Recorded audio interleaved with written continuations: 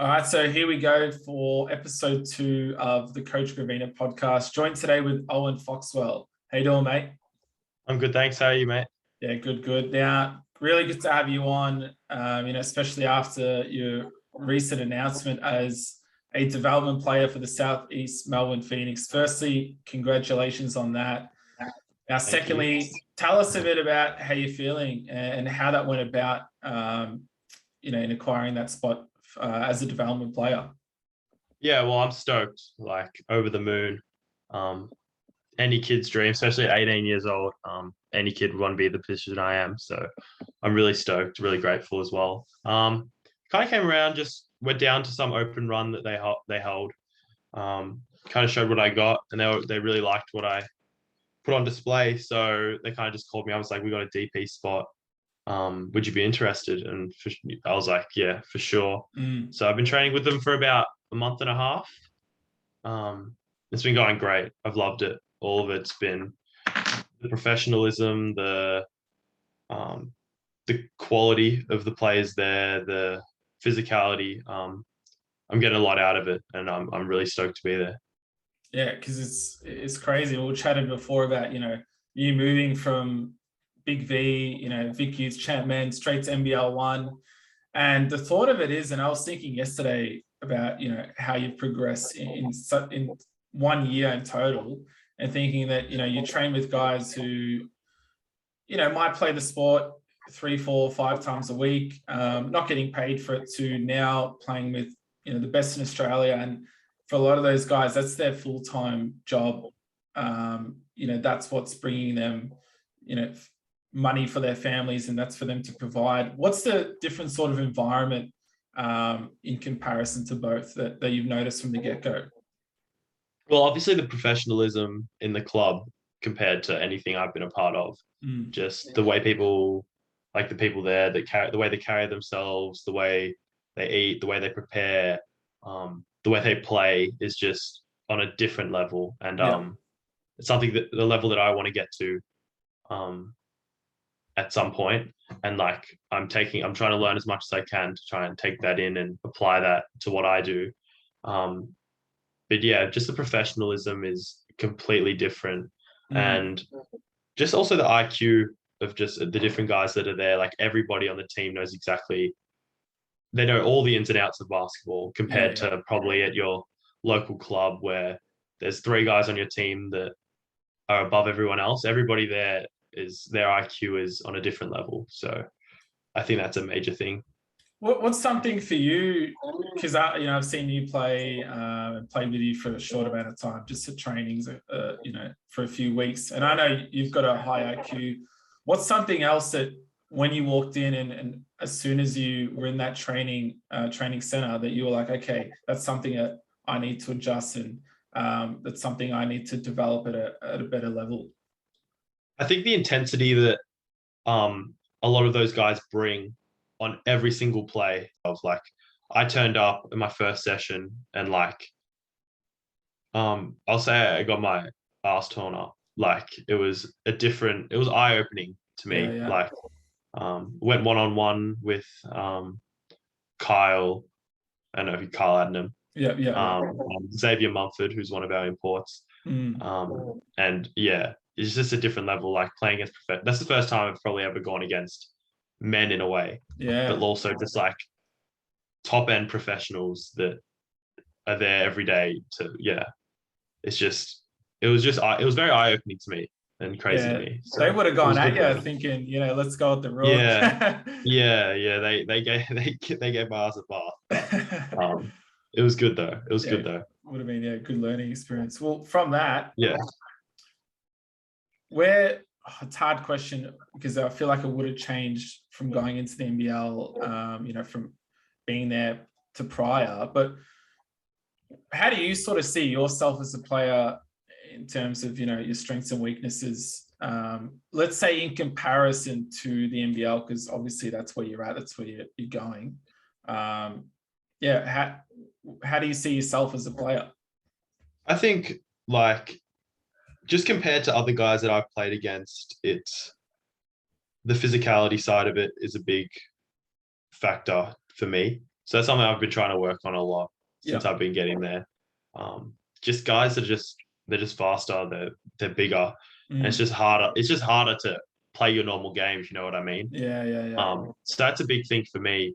But also, I try. You always try and use your strengths, obviously, because it's the best way. But Yeah. going to your weaknesses and trying to get your weaknesses better against those type of guys is probably the best way to learn. Mm. And so I've kind of just been trying to do that, like at trainings, also trying to prove myself, but also get myself better as well Mm. Yeah, yeah, by yeah. like taking those chances that like doing this will get me better. So let's just try and do that, if you get what I mean. Yeah, yeah, yeah, yeah. Well, Yeah. because I've watched a few clips and I saw the recent, from that practice game, and it seems like your defensive ability, especially in the backcourt, is something that I see. And when I've watched a few of your games, I see that's like a huge part of your game that's not shown as much. What are your thoughts? Like, do you think that's something where you can dominate in, especially as a guard with quite Um, good length?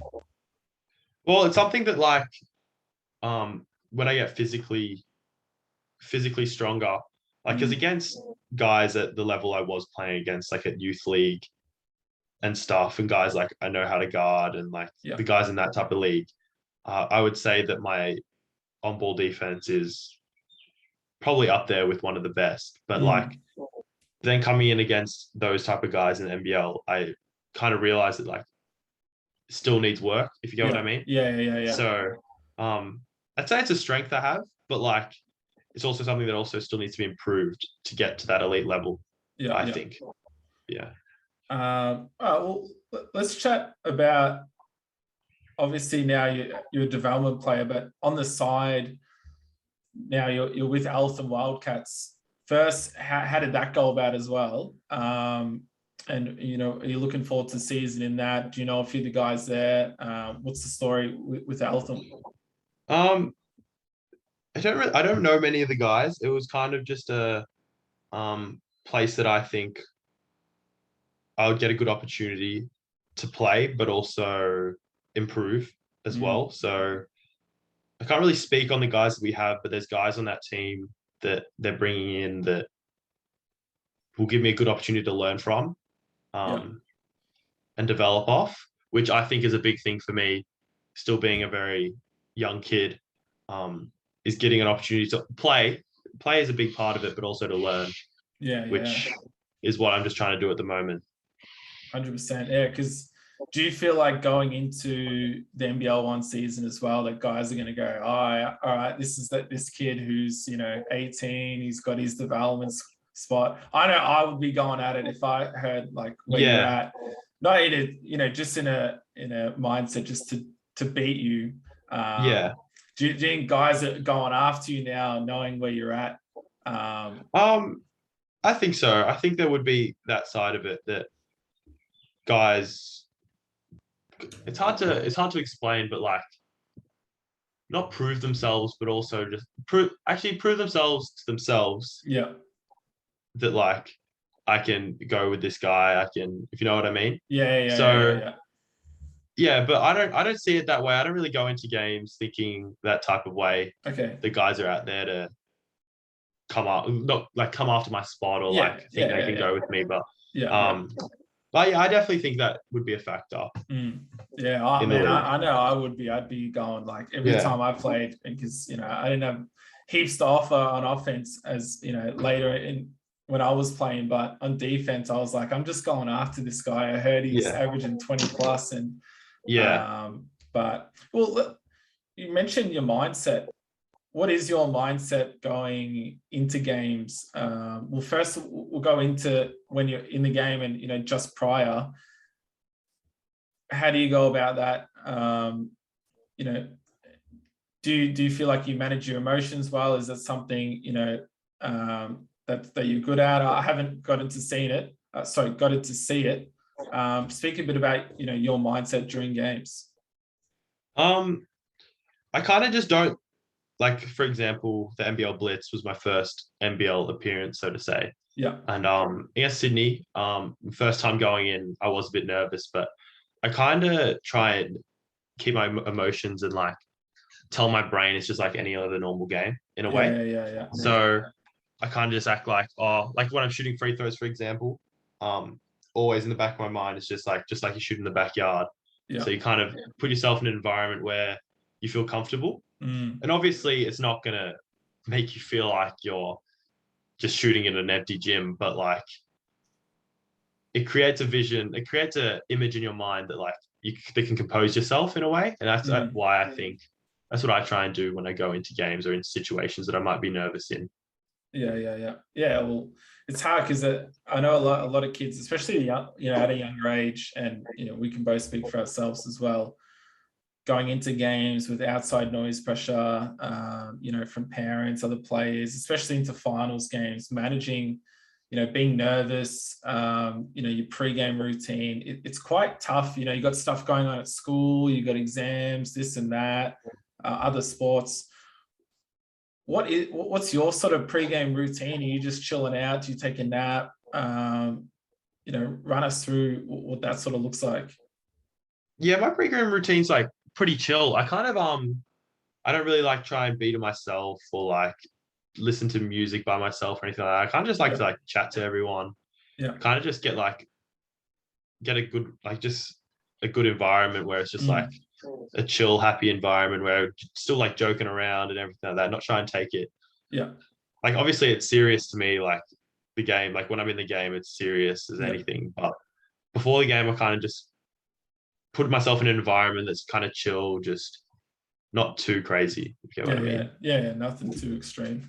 Yeah. Let's talk about the sacrifices you sort of made as well during the process, because you've gone from under 12s playing at a high level all the way through, and I'm assuming once it got to 16s, 18s, when you could say to yourself, okay, I'm making these higher teams. You said you made the state team in under 18s and 20s. This is a time for a lot of players in a lot of sports where you do have to make sacrifices. Are there any major sacrifices that you've had to make, or are still making during the time now? Well, I think at my age especially, it's the going out type of stuff. Yeah. That like a lot of my friends are doing, a lot of like everyone I know really. Yeah. But like that's kind of the only sacrifice I've really had to make is that social side. Yeah. A little bit. Like I still hang out with my mates and everything like that. But like just that going outside of it, the late nights isn't really something that I've really indulged a lot of time into, if you get what I mean. Because I've had these commitments that I want to make my career. So I've kind of given up those. I'd say that's a sacrifice. I've made that sacrifice just for my future, really. And I wouldn't say I regret it at all. I think it's what I want to do, and that's a sacrifice I have to make. So I'm happy with that. Yeah, 100%. And I can say, it's must be a hard one. You got your mates posting on Instagram, Snapchat, whatever, Facebook, have this party, but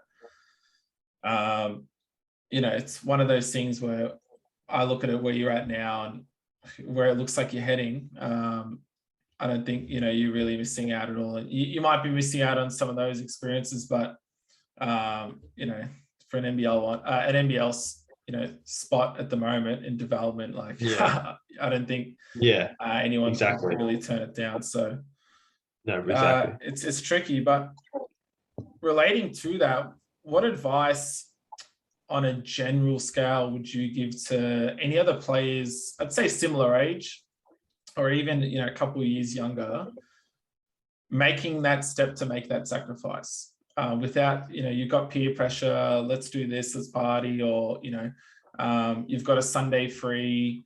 Let's say, you've got tryouts in a few weeks, it's a Sunday, and your mates say, hey, let's go hang out to the beach all day, or you have the decision to sort of work out and do those sort of things. What's some advice you can give to, some other players? I think it comes down to how much you really want to commit to it, and like the motivation you have and the dreams you have, so to say, of making it that far. Because I never say that the window will close eventually to like make it. but like it's hard to explain, but it depends on how much you really want it. Yeah. Because if you're willing to make those sacrifices to get better, then like that's amazing. But like also if you apply or like position going out and like hanging out with friends and those sacrifices you have to make, if you position them higher than basketball, so to say, Yeah. then I think that's fair enough. I feel like if you don't want to make that sacrifice, then it's not for everyone, really. Yeah. Yeah. Yeah. It's hard as with social media right now. I think I'll be honest with you. I think there's a lot of fake grinders out there, and I have to be pretty transparent with people watching. You know, there's people that want it, but then they're out doing the opposite. And you know, I say to people, you know, your choice is your choice, whatever. But if you're really going to go for it, just do it. Yeah. You don't need to. And I believe everybody gets their chance. I think that no matter how hard you work, if you get to a certain level, everybody has a chance to make it. Yeah. So wherever they want to go, if they want to play college, if they want to play NBL 1, like everybody gets their opportunity, I feel like. If you work hard enough and if you put enough time in, I think anybody can make it. Yeah, well, that's something that's so interesting. And I was thinking about the other day is, you know, when I was coaching and that sort of stuff, of when I was at my best playing, what was I doing? And I kept trying to think of the drills and what drills I can coach to others. And I actually just came to the point of realization, and I had it a few times, but I never consistently think about it, but it's just reps. Like, you know, when I was training by myself, it's just rep after rep after rep. There is no secret drill. Posting on your Instagram and that sort of thing isn't really going to give you plus, you know, isn't going to make your shot better. It might boost your confidence, but ultimately, you know, I can say those reps, those trainings will do the job. Like, what are your thoughts on that? Oh no, I completely agree with that. I feel like there's no secret to anything because everybody develops differently under different types of training, under different types of drills. And I feel like if people just keep working at what they want to get better, you can get better doing in basketball. It's probably the easiest sport to get better in. You don't need a stadium. You can just rebound your own ball. Like you don't need countless amounts of equipment for it. It's literally just self-motivation. You can go outside, pound dribble, throw it against the wall. Yeah. There's endless amounts of stuff you can do with a basketball to make yourself better. And I think nobody can really make an excuse and say, "Oh, I don't have enough stuff to get better. I don't have enough." Because all you need is a basketball, to be honest. Yeah, true. Yeah, I agree. Because you can go down to a local park. There's rings everywhere. So that's how I think of it. There's no excuses really to why you can't get better. Yeah, it's something that I try and I really do want to touch on it in the future and just like keep, you know, bringing it up and keep mentioning it and hearing different people's points of view is just how did they stay motivated and what they're doing. And that leads me to the next thing I was going to bring up is what's your routine like in terms of training? Let's say prior, I want to know, you know, under 18s, you know, top age. Are you working out by yourself? Are you with trainers? Are you know, what's that sort of look like? I never really had to train. It was more just my dad. Yeah. And my brothers really kind of just like my workout buddies in a way. Me and my dad work on my shot, work on off the dribble stuff every night. One-on-one against my brother. And also have your other stuff, like your team stuff. Outside shooting by yourself, anything really. That's I never really had like a program or like I'd write on my wall, "Oh, let's shoot this tonight. Let's do dribbling tomorrow night." It was kind of just like, just have fun, because I feel like if you're not having fun with it, it just wouldn't be enjoyable, obviously. But I feel like that's the biggest thing. Like if you're not enjoying putting in the work, then I don't think you get anything out of it, personally. So I think that's a really good point, especially after, you know, with the whole COVID and missing a couple of years, it makes you appreciate that if you're not actually enjoying the game, then I wouldn't say it's a waste of time, but you're not living it to its best expectation.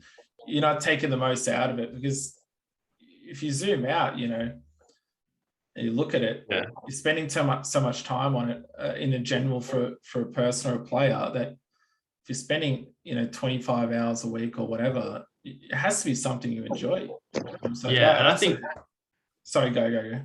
I think COVID was a big turning point for a lot of kids as well. Like, it kind of separated the kids that couldn't work on their game outside of it, and then also the kids that also would have found, with a lot of time on a lot of spare time on their hands, found the love for working out by themselves or getting themselves better. Because I feel like a lot of people over that period got a lot of time to themselves, so they found a way to get better in a way. And I think it was a good thing for some, but also a bad thing for others, which is a shame. But definitely separated the pack, and found out those outliers of who's progressed and who sort of stayed back. It sucks. Some others went through different things, that sort of thing, but could definitely see the difference. And you can say even post-COVID and trainings and that sort of thing.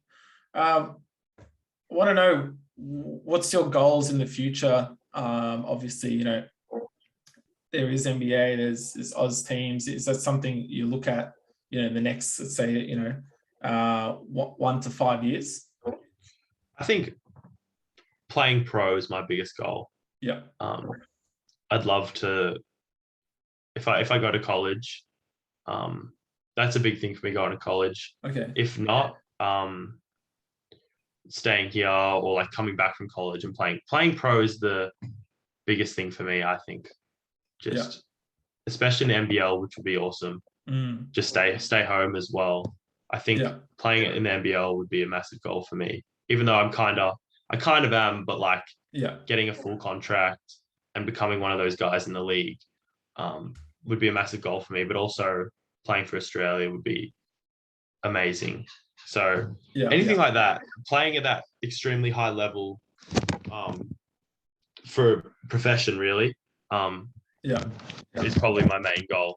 Well, now I will ask you one thing. If you don't have to name names or anything, if you can't, whatever.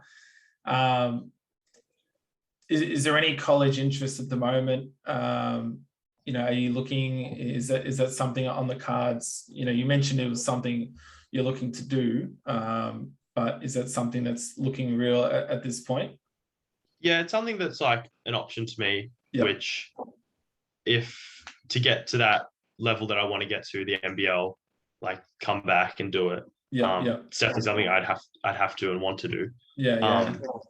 Nothing crazy at the moment, just with the seniors returning. Their season just started over there, so it's not really that ramped up at the moment. But the transfer portal over there is kind of screwing with it, but it is ramping up a bit. I'm getting messages from a few coaches as well. But nothing Sorry, you go. go. No, just nothing. Go. Nothing mental at the moment, which is okay. So I still got until next August, but it's definitely something I'm keeping my eye open to, and lots of people have been supportive, and I'm getting heaps of contacts and everything like that, which is good. So well, because have you done your SATs and that sort of thing, or are you? I'm supposed to. I had it postponed 3 times because of exams and 20 state stuff earlier in the year. So I still got to do them, but that's really all I can say on it. I can't really name any schools at this point in time, but no, that's crazy. Well, good luck with it all. I'll be keeping up to date with how you're going, and I know a lot of people will, and excited to see how you go, not just with NBL 1, but as a development player as well. So thanks heaps for jumping on, and all good, mate. Look forward to chatting with you soon. Thanks for having me, mate. Awesome. All right, thanks, mate. Cheers.